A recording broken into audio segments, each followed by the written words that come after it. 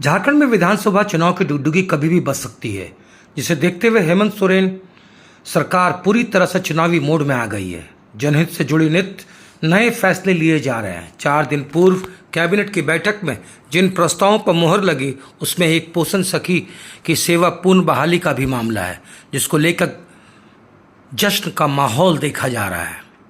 बता दें कि वर्ष 2014 में भाजपा झारखंड की सत्ता पर काबिज हुई। रघुवर दास राज्य के मुखिया बने। मुख्यमंत्री ने कुपोषण मुक्त झारखंड का सपना देखा और इसे साकार करने के लिए दुमका, गोड्डा, धनबाद, गिरिडीह, कोडरमा, चतरा जिले में मानदेय आधारित अतिरिक्त आंगनवाड़ी सेविका सह पोषण सखी की बहाली कर डाली। केंद्र और राज्य सरकार के सहयोग से पोषण सखी को मानदेय मिलने लगा।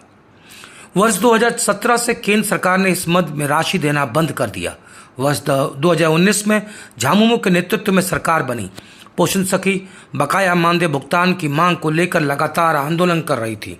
राज्य सरकार ने समीक्षा के उपरांत पोषण सखी की सेवा समाप्त करने और बकाया मानदेय का भुगतान ICDS के दूसरे मदों के राज्यांश से करने का निर्णय लिया।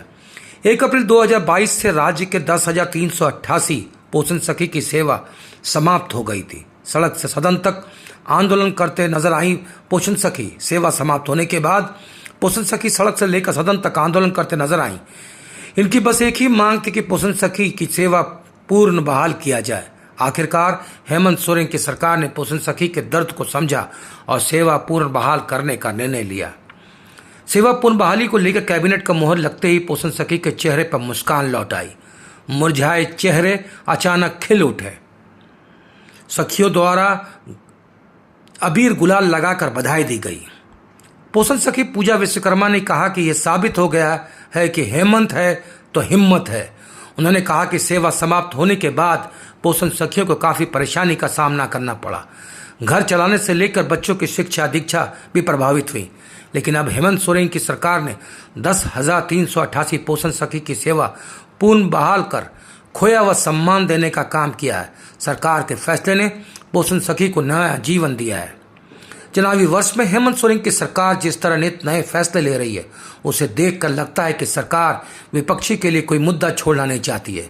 पोषण सखी के मामले में राजनीति के जानकार का कहना है कि ये सिर्फ 10,388 पोषण सखी का सवाल नहीं, बल्कि 10,388 परिवार का सवाल है और सेवा वापस कर सरकार ने अपना वोट सुनिश्चित कर लिया है। पंचायत भवन गाँव में पोषण सखियों की एक बैठक रखी गई, जिसमें हम लोगों ने एक दूसरे को बधाई देते हुए अबीर गुलाल और मिठाई खिलाकर खुशियों का आयोजन किए और एक दूसरे को बधाइयाँ दिए।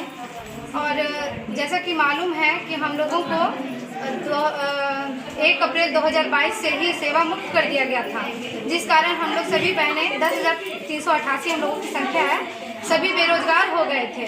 तो आज हम सरकार को धन्यवाद देना चाहते हैं कि उन्होंने पुनः हम लोगों की जो सेवा है वो बहाल कर दी। और इसके लिए हम जो हमारे झारखंड के मुखिया हैं, मुख्यमंत्री हेमंत सोरेन दादा, उनका आभार व्यक्त करती हूँ। और साथ में कल्पना दीदी, जिन्होंने हमारे लिए, जैसे बोलते हैं ना कि रामायण में हनुमान जी नहीं होते तो सीता माता का मिलना असंभव होता, उसी तरह से कल्पना दीदी ने हम लोगों के लिए वही काम किया और उन्होंने हम लोगों की सेवा पुनः बहाली कराने में बहुत ही मदद की और उन्हीं के कारण आज हम लोग इतना खुश हैं। और साथ में गिरिडीह विधायक सुधीर भैया का भी आभार व्यक्त करती हूँ और बगोदर विधायक विनोद भैया का भी आभार व्यक्त करती हूँ।